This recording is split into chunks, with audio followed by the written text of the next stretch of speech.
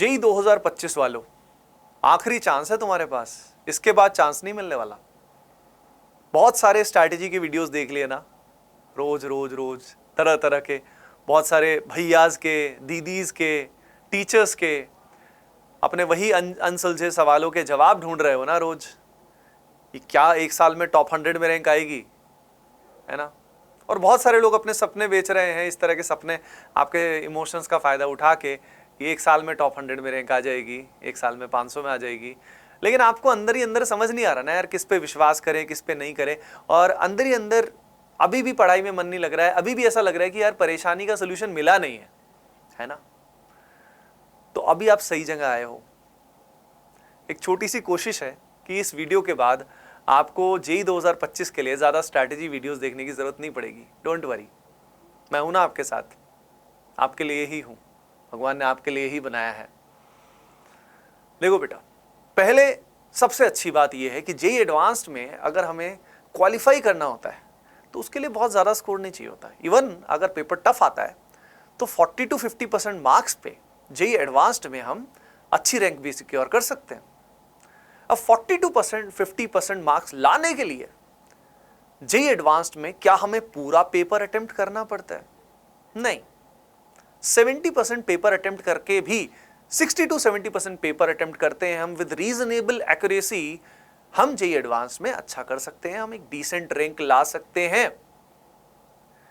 तो बात आपको समझ में आ रही है कि अगर आपका 11th काफी हद तक वेस्ट हो गया है तो भी बचे हुए समय में अभी से लेके जेई एडवांस्ड तक पहले हम जेई मेन में अच्छा करें, फिर एडवांस्ड में अच्छा करें, और अगर एक सही प्लानिंग के साथ हम चलते हैं तो जेई एडवांस्ड में हम अच्छा कर सकते हैं। कैसे, सब चीज बताने वाला हूं आपको, तो शांति से बैठ जाओ, की पॉइंट्स को नोट भी कर लेना। तो पहली चीज ये ध्यान रखिएगा कि ये सवाल कॉमनली पूछा जाता है, क्या मैं अच्छी रैंक ला सकता हूं? यस, अच्छी रैंक ला सकते हो। बहुत बच्चे पूछते हैं कि सर टॉप 100 में आ सकता है क्या, 500 में आ सकता है क्या? देखो, पॉसिबल तो सब कुछ होता है, लेकिन ऑब्वियसली इट्स वेरी डिफिकल्ट, क्योंकि इतने कम समय में अगर हमें 70 to 80% स्कोर करना होगा जेई एडवांस्ड में 60-70%, इट्स डिफिकल्ट। तो let's focus on what we can achieve first. कई बार हम गलती क्या करते हैं, हमारा बेसिक लेवल जैसे 11th क्लास कई बार बहुत खराब जा चुका होता है, हमारे मार्क्स इतने कम आ रहे होते हैं कि अभी हम सिलेक्शन के लेवल पे भी नहीं है और हम सीधा एकदम सोच रहे होते हैं कि टॉप 100 में आएंगे, टॉप 100 में आएंगे। बेटा, एक बार पांव जमीन पे रखो, एम्बिशन अपना हाई रखो, कोई दिक्कत नहीं है, लेकिन पहले एक बार रियलिटी को तो एक्नॉलेज करो। अभी पहले अपना लेवल हमें सिलेक्शन के लेवल तक तो लेके जाना है, और फिर हमारा कॉन्फिडेंस और बढ़ेगा और स्कोर बढ़ेगा और अच्छा करेंगे। लेकिन अभी से सीधा माउंट एवरेस्ट के टॉप को देखोगे तो डर जाओगे और तैयारी भी नहीं कर पाओगे। उसी आस से हमेशा दिमाग में रहेगा, अरे यार मैं उतना जो मेरा ड्रीम था वो तो मैं अचीव कर नहीं पा रहा, क्योंकि हमारा माइंड हमें ही बेवकूफ बनाता है। पता है, वो बार बार सोचता है कि यार पूछते हैं सर से, क्या मैं कर पाऊंगा, 500 में आ जाएगा, मेरा पूरा 11th वेस्ट है। नहीं आएगा तो छोड़ दोगे क्या तैयारी? नहीं ना, करना है ना अपने को। तो ये जो आपका माइंड आपको ही बेवकूफ बनाता है, उससे बच के रहिए, उससे धोखे में मत पड़िए। मैं खुद भी यही सोचता था, मेरा 11th अच्छा नहीं गया था, पूछता रहता सबसे, अब हो पाएगा? अरे भाई, मार्क्स आएंगे तो होएगा, तो let's focus on the marks. समझ में आई बात? तो रियलिटी बहुत इंपॉर्टेंट है।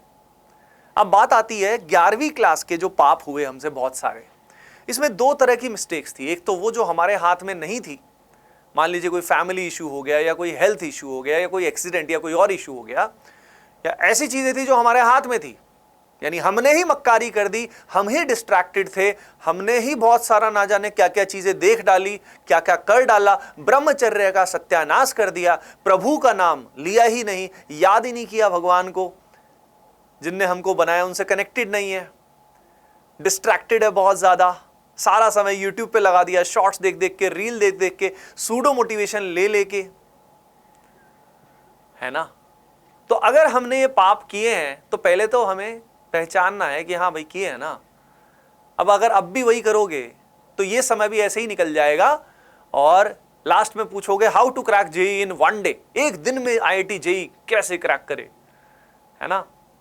तो बात समझ में आई कि भाई गलती हमारे अंदर है, हमें अंदर झांकना है। हम बाहर देख रहे हैं अब क्या करूं अब क्या करूं, अरे भाई जो कोर प्रॉब्लम रही ये सब डिस्ट्रैक्शन, जिस कारण फिर बैकलॉग हो गया, बैकलॉग होने के कारण फिर और डीमोटिवेट हो गए, और ज्यादा बैकलॉग बढ़ गया, स्कोर कम आ गए, डीमोटिवेट हो गए, तो इवेंचुअली इतना डीमोटिवेट हो गए कि होप जो है वही खो देते हैं हम लोग कि यार अब कैसे होगा, मेरे इतने सारे फ्रेंड्स तो आगे निकल गए, कैसे होगा, सब हो जाएगा। लेकिन जड़ समझो, ये प्रॉब्लम क्यों हुई समझो, ये डिस्ट्रैक्शन इतने बढ़ क्यों गए ये समझो। तो इसका बेसिक रीजन है बेटा आपका मन शांत ना होना, मन कंट्रोल में नहीं आना। वो आपसे जो बोलता है आप कर देते हो, आपसे बोलता है अच्छा ये मूवी देख लेते हैं, देख, अच्छा ये करना है ये कर ले, ब्रह्मचर्य का नाश करना है कर ले, अच्छा ये बड़ा सुंदर कुछ जीव लग रहा है इसको देख, निहार, सोच इसके बारे में, फैंटेसाइज कर, करते हो। तो उससे क्या होता है, जो आपका मन बोलता है वो आप करते जाते हो, तो भाई कभी भी आपका सॉल्यूशन आपका निकलेगा ही नहीं। कुछ भी बड़ा अचीव करना है बेटा, हमें इंटेंस फोकस करना पड़ेगा। तो रूट, जड़ समझ में आई, प्रॉब्लम कहां हो रही है? प्रॉब्लम हो रही है कि हमारा मन शांत नहीं है, हमारा मन हमारे कंट्रोल में नहीं है, जिस कारण हम बार बार वही गलतियां करते रहते हैं, because of repeated habits. I think ये कोर हिट हुआ होगा। तो पहले हमें उसको सही करना है। ये डीमोटिवेशन तभी खत्म होगा जब हमारी रॉन्ग हैबिट्स को हम राइट हैबिट्स से रिप्लेस करेंगे। और फिर बात आती है एकेडमिक प्लान की, जो भी आपके साथ में शेयर करूंगा, जो बहुत ही प्रैक्टिकल है। देखिए, किसी भी चैप्टर को जब हमें एडवांस लेवल तक लेकर जाना होता है तो उसमें सबसे पहले बेसिक कंसेप्चुअल डेप्थ हमें चाहिए होती है। एक बार हमें बेसिक कंसेप्चुअल डेप्थ समझ में आ गई, थ्योरी समझ में आ गई, फिर हम उसके बहुत सारे छोटे छोटे सवाल करते हैं ताकि हम उस कॉन्सेप्ट्स को अप्लाई, उसका एप्लीकेशन सीख सके, और फिर हम उसके अच्छे सवाल करने की कोशिश करते हैं। उसकी हैबिट पड़ जाती है तो काम हो जाता है। तो जे एडवांस तक पहुंचना इज नॉट डिफिकल्ट। पहले कॉन्सेप्चुअल डेप्थ अपनाओ, रटो मत, समझो कॉन्सेप्ट्स को, अंडरस्टैंड देम प्रॉपरली, फिर अप्लाई करो, छोटे छोटे बहुत सारे क्वेश्चन करो, एंड देन एक बार बेसिक लेवल क्वेश्चंस कर लिए, ठीक ठाक कर लिए, then focus on the good quality authentic questions. Out of syllabus जाने की जरूरत नहीं है, बहुत अमेजिंग मटेरियल है भाई। जे एडवांस के प्रीवियस ईयर क्वेश्चंस, मटेरियल की कमी नहीं है अपने पास, बल्कि अपने को सेलेक्ट करना है कि सही मटेरियल कौन सा अपने पास है ना। तो now I will be telling you, सबसे पहले जो आपका बेसिक अंदर का हैबिचुअल पैटर्न है उसको ठीक करना। वो ठीक कर दोगे 30 दिन में बदल जाएगा सब। 30 डेज, 30 दिन से पहले नहीं होगा। 30 दिन में हैबिट्स बदल जाती हैं। साइंटिफिकली प्रूवन है कि लगभग 3 वीक्स के बाद आपकी हैबिट्स जो होती हैं ये काफी हद तक चेंज होनी शुरू हो जाती हैं। लेकिन उससे पहले आपका मन बड़ा जलेगा, बोलेगा नहीं यार ये भी कर ये भी कर।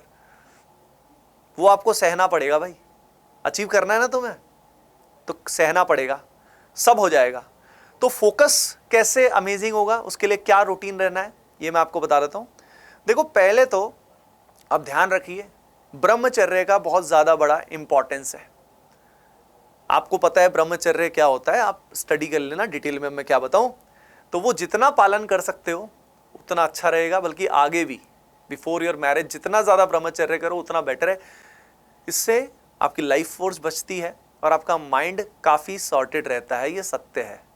जो लोग इस चीज को नहीं मानते वो लोग अपनी हैबिट्स के शिकार हैं, ठीक है। तो एकदम से वो डिनायल मोड में आएंगे, अरे नहीं बढ़िया रहता है, ये रहता है, अरे ठुल्लू नंबर 1, जिंदगी कितनी देखी है, अंडे से अभी तक तू बाहर नहीं आया, तेरे को पता है जिंदगी में क्या होता है क्या नहीं होता है, ठीक है। तो ध्यान रखो इस बात का, क्योंकि आपकी उम्र से हम भी निकल चुके हैं भाई, सब समझते हैं कि क्या होता है क्या नहीं होता है। उस समय तो माइंड कुछ भी बेवकूफ बना देता है हमें कि हाँ अरे बढ़िया है, एंजॉय एंजॉय बढ़िया। तो ध्यान रखिए इस चीज का। अगली इंपॉर्टेंट बात जो इस समय हम नॉर्मली मिस करते हैं वो है हम we don't connect with God. हम सभी भगवान के बच्चे हैं, उसी के अंश हैं। जो हम बोल पा रहे हैं, जो हम ये कर पा रहे हैं, जो हम ये देख पा रहे हैं इस समय, ये सब कुछ वही है। अगर हम उससे ही कनेक्ट नहीं करेंगे बेटा तो फिर कैसे हम आगे बढ़ेंगे। वो सुप्रीम पावर जिससे हमारी पूरी बैटरी रिचार्ज रहती है, धड़कन आती रहती है, अभी से लेके आगे तक जिंदगी में हमेशा पावर उसी से मिलती है। तो भाई connect with him, pray daily जितना हो सके, जब भी हो सके 10-15 मिनट्स 20 मिनट्स कनेक्ट करो भाई। अमेजिंग पावर होती है, अमेजिंग, करके देखना, है ना। ये सब करने के साथ साथ मंत्र चैंटिंग, कुछ मंत्र होते हैं जो बहुत पावरफुल होते हैं, बैकग्राउंड में भी चलते रहेंगे, आपके माइंड को प्योरीफाई करेंगे और अननेसेसरी थॉट्स आपके दिमाग में आने नहीं देंगे। सच एज हरे कृष्ण महामंत्र बहुत पावरफुल होता है, वो बहुत नेक्स्ट लेवल रहता है, और भी होते हैं, वो आपको बैकग्राउंड में आप रन कर लो, बहुत हेल्पफुल रहते हैं। इन सब प्रोसेस से आपको एक कंट्रोल आना शुरू हो जाएगा, आपका मन शांत होना शुरू होगा। अब बात आती है आपकी फूड हैबिट सही होनी चाहिए, ठीक है। फूड आपका जितना नॉर्मल सिंपल खाना रहेगा, that will be more beneficial for your control of your mind. जितना सात्विक फूड रहेगा, जितना तामसिक और राजसिक फूड खाओगे, उतना माइंड अशांत रहता है। ये आप कहीं पे भी स्टडी कर लेना, प्रूवन है ये, और मैं खुद के एक्सपीरियंस से भी बोल सकता हूँ। मैं खुद कोशिश करता हूँ कि मैं जितना ज़्यादा सात्विक फूड खा सकूँ, मन उतना ही शांत, पॉजिटिव एनर्जी रहती है। अगली चीज़ बच्चों ध्यान रखना है कि आप सभी एक्सरसाइज रोज करो। हमें लगता है कि अब मेरे को किताबी कीड़ा बनाना पड़ेगा, यार 11th अच्छा नहीं गया तो 11th 12th पूरा मेरे को पागल हो जाना है। नहीं, पागल नहीं होना है भाई। हाई क्वालिटी अगर 6-7 आवर्स 8 आवर्स भी आप पढ़ लेते हो ना, सेल्फ स्टडी अच्छे से कर लेते हो एवरी सिंगल डे, तो काम हो जाएगा। बस वो स्टडी आपकी हाई इंपैक्ट होनी चाहिए। वो हाई इंपैक्ट कैसे होगी, वही मैं आपको बता रहा हूं। प्रोडक्टिविटी कैसे आएगी, वही मैं आपको बता रहा हूं। विद इंटेंस फोकस सब हो जाएगा बेटा। तो यहां पे मैंने आपको बताया कि एक्सरसाइज करिए, तभी ये ब्रह्मचर्य पालन होगा, नहीं तो एनर्जी इकट्ठी हो जाएगी, रिलीज होने की कोशिश करेगी अपने आप से। उसके बाद यहाँ पे स्लीप पैटर्न सही रखो भाई। अरे मैं जानता हूँ आप में से बहुत सारे लोगों को चमगादड़ बनने का बड़ा शौक है। वो रात रात तक जगे रहते हैं, सुबह तक जगे रहते हैं और फिर दोपहर तक उठते हैं। भाई बॉडी अच्छा फील नहीं करती, आप सबको अंदर से पता है, you don't feel really great, लेकिन हैबिट्स के स्लेव बन गए हो यार। तो उससे निकलो, रात को 10 से 11 बजे तक सो जाना है, 11 बजे लास्ट, और सुबह 5 से 6 बजे उठ जाओ। और कम नींद की भी जरूरत नहीं है। अब मान लो बहुत कम नींद कर दी और दिन भर सोए जा रहे हो, क्या फायदा उसका भाई। झटके झटके आ रहे हैं, झपकी आ रही है, कोई सेंस नहीं बनता। तो आपका स्लीप पैटर्न सही करो। उसके अलावा सबसे बड़ी बात, आपका जो संग है, आपके जो फ्रेंड सर्कल है, अगर मान लीजिए वहाँ पे बहुत ही डिस्ट्रैक्टिंग थॉट्स इन जनरल रहती हैं और बहुत ही ऐसी थॉट्स रहती हैं जो आपको कमज़ोर करती हैं, तो भाई ऐसे फ्रेंड्स का संग जो है वो मिनिमाइज़ कर लीजिए, नहीं तो आपका बहुत भारी नुकसान हो जाएगा। आप सोच भी नहीं सकते क्या हो जाएगा। और अगली इंपॉर्टेंट बात है कि भाई अब उसके बाद आपके पास प्लान होना चाहिए क्लियरली कि भाई अब मुझे सिलेबस कैसे करना है, what is the approach I need to take. ठीक है, वो क्लियर प्लान है। एक बार क्लियर कर लिया तो बस उसको इस रूटीन में एम्बेड करके बस फॉलो करना है रेगुलरली, काम बन जाएगा आपका, सब हो जाएगा। तो अब मैं आपको बताने वाला हूं वो प्लान कि भाई कैसे होगा, अकेडमिकली कैसे करेंगे, क्या राइट मटेरियल रहता है, सब कुछ पूरा जो मेरा इतने साल का एक्सपीरियंस उसके बेसिस पे जो भी नॉलेज है मैं आपको दे सकता हूं, that I am giving to you. देखो इसमें दो ऑप्शन है, या तो आप क्या कर सकते हो, बैच को फॉलो कर सकते हो, ठीक है, या आप क्या कर सकते हो, यूट्यूब को फॉलो कर सकते हो।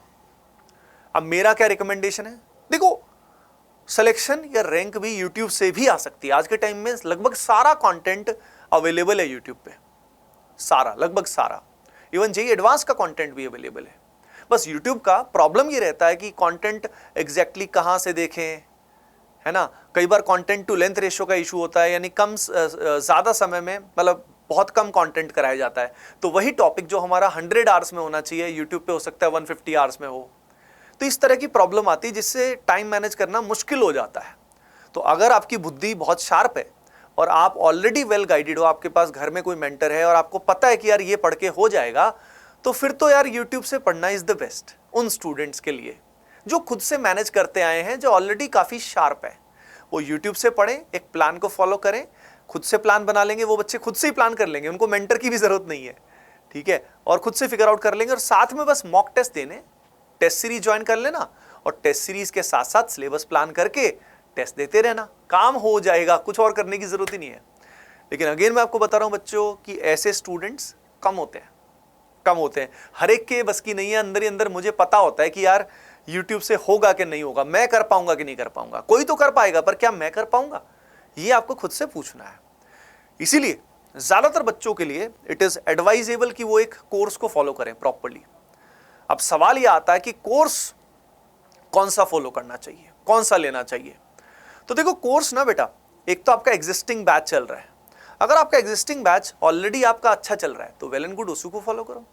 अगर आपको नया बैच लेना है, यानी आपको ऐसा बैच लेना है जिसमें आपको क्लास 11 भी दोबारा से कराई जाए, बैकलॉग कवर कराया जाए, क्लास 12 भी कराई जाए, बेसिक से एडवांस्ड कराया जाए, ऑब्वियसली फिर आपको एक नया बैच लेना होगा। अब बैच जो है बेटा दो तरह के हैं, एक तो है without mentorship and doubt solving, जो आपको 4-5 हज़ार रुपए में मिल जाएगा, ऐसा बैच जिसमें आपको डाउट सॉल्विंग और मेंटरशिप फैसिलिटी बोलने को मिल सकती है लेकिन असल में नहीं होती। आप जानते हो हज़ारों स्टूडेंट्स में क्या ही डाउट सॉल्विंग और मेंटरशिप होगी। तो वो अगर आप without mentorship and proper interaction से के बिना अगर पढ़ना चाहते हो तो टेक सच कोर्स, और ऐसी कोचिंग से जहाँ पे आप बिलीव करते हो, जहाँ पे टीचर्स पे, सिस्टम पे बिलीव रखते हो। तो आप 4-5 हज़ार रुपये स्पेंड करके बहुत आराम से इस तरह का कोर्स आपको आज के टाइम में मिल जाएगा। ये बहुत ही अच्छी बात है कि इतने कम स्पेंड करके कोई भी बच्चा, आज देश का गरीब से गरीब बच्चा भी कोचिंग एक्सेस कर सकता है। अब सवाल ये है कि अगर आपको चाहिए प्रॉपर डाउट सॉल्विंग, टीचर्स के साथ कनेक्शन, और उसके अलावा अगर आपको चाहिए 1-on-1 mentorship along with this, तो उसके लिए कौन सा कोर्स है, कौन सा कोर्स मैं रिकमेंड करता हूं, आपको मैं बता दूंगा। अब अप्रोच क्या रहेगी? देखिए, उस बैच में नॉर्मली अप्रोच ऐसी होनी चाहिए कि टीचर बेसिक से लेके एडवांस तक पढ़ाए।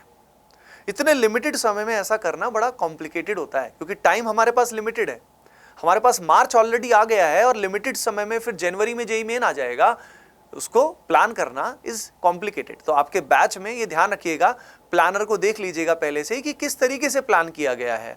क्योंकि नॉर्मली मैं आपको बता रहा हूं बेटा, लेक्चर्स इस तरीके से बनाए जाते हैं जहां पे कंटेंट टू लेंथ रेशियो अच्छा नहीं होता, यानी ज्यादा समय में कम कंटेंट होता है तो सिलेबस कंप्लीशन हो नहीं पाता है ज्यादातर कोर्सेज में। तो ये चीज ध्यान रखिएगा कि आप बैच ऐसा चुने जहां पे आपको एंड टू एंड सिलेबस जो है सही समय पे कराया जाए। वो प्लानर को आप ढंग से विजिट कर लीजिएगा, अदरवाइज आपका सिलेबस हो सकता है नेक्स्ट मार्च अप्रैल तक भी नहीं होगा, तो कैसे काम चलेगा, है ना।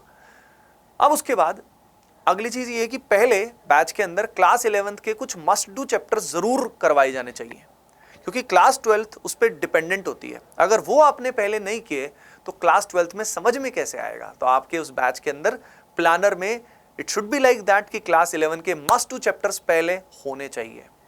उसके बाद अगर हम बात करें कौन सा मटेरियल सबसे अच्छा रहता है, देखो आज के समय में ऑनेस्टली स्पीकिंग बहुत सारी किताबों का कोई खास बड़ा रोल नहीं है। कुछ रेफरेंस बुक्स स्टडी करने के लिए अच्छा रहता है, कंसेप्ट्स को डेप्थ में समझने के लिए अच्छा रहता है, लेकिन जहां तक प्रैक्टिस की बात है उसके लिए बच्चों आज के टाइम में प्रीवियस ईयर क्वेश्चंस का इतना बड़ा क्वेश्चन बैंक है, इतने सारे सवाल आ चुके हैं कि वही मोर देन इनफ है। तो बैकलॉग के लिए हमें कई बार लगता है कि पूरी शीट करेंगे, पूरा मॉड्यूल करेंगे, नहीं, आप सिर्फ फोकस करें क्लास नोट्स पे। क्लास में ढंग से समझिए, पूर्ण फोकस से क्लास में ढंग से समझिए। क्लास में जब टीचर ढंग से सॉल्व करवाए सवाल, तो हर सवाल को इस तरीके से अटेम्प्ट करना कि भाई मेरे एग्जाम में सवाल आया है, उस तरीके से उस सवाल को अटेम्प्ट करना, पूरी तन्मयता के साथ क्लास में स्टडी करना। मैं आपको बता रहा हूं, क्लास में अगर नोट ठीक से बनाए, ढंग से अटेम्प्ट किया, 50 से 60% प्रिपरेशन आपका वहीं से हो जाएगा। क्योंकि क्लासेस आपकी एवरीडे लगभग 4 to 5-6 आवर्स रहती हैं, चाहे आप ऑनलाइन पढ़े चाहे ऑफलाइन पढ़े। क्लास के अलावा अगला मटेरियल जो घर के लिए नॉर्मली दिया जाता है सब जगह, वो है डीपीपीस। प्रैक्टिस के लिए वो क्लास नोट्स को एक तरह से सप्लीमेंट बहुत अच्छे से करता है, along with that previous year questions. तो लिमिटेड मटेरियल बहुत इंपॉर्टेंट है। अगर हम ज्यादा मटेरियल पे जाएंगे तो बेटा कहीं के नहीं रहेंगे, परेशानी हो जाएगी, याद ही नहीं रहेगा। हमें उतना ही करना चाहिए। एक बात कही जाती है, in the end what matters is how much you are able to retain. कितना आपको याद रहता है वो मैटर करता है।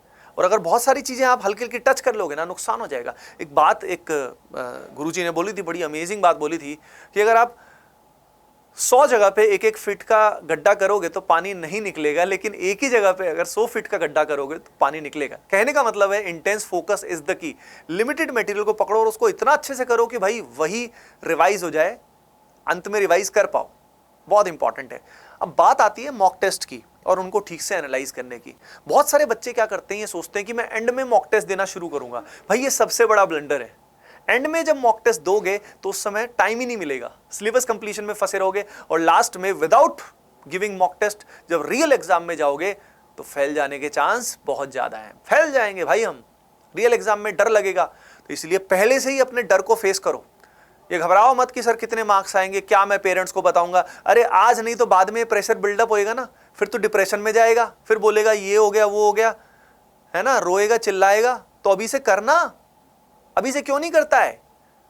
अभी से क्यों नहीं सोचता अपने पेरेंट्स के बारे में कि उनने कितना खर्चा किया या उनने कितना कुछ किया मेरे साथ, मेरे लिए जिंदगी में, मुझे उनके लिए कुछ करना है। अभी से सोचना भाई, तभी तो मैं बोल रहा हूं ये आखिरी चांस है तेरे लिए, आखिरी चांस है।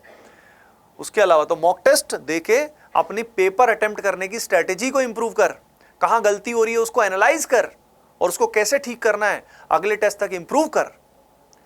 अब जहां तक बात आ रही थी कि भाई 1-on-1 मेंटरशिप की अगर हम बात करें तो बेटा 1-on-1 मेंटरशिप की अगर हम बात करें तो ये एक ही कोर्स में अवेलेबल है और कहीं पे भी अवेलेबल नहीं है। 1-on-1 mentorship even after paying 80-90,000 rupees for a online course in highly renowned brands across the nation, ये 1-on-1 मेंटरशिप अवेलेबल नहीं है।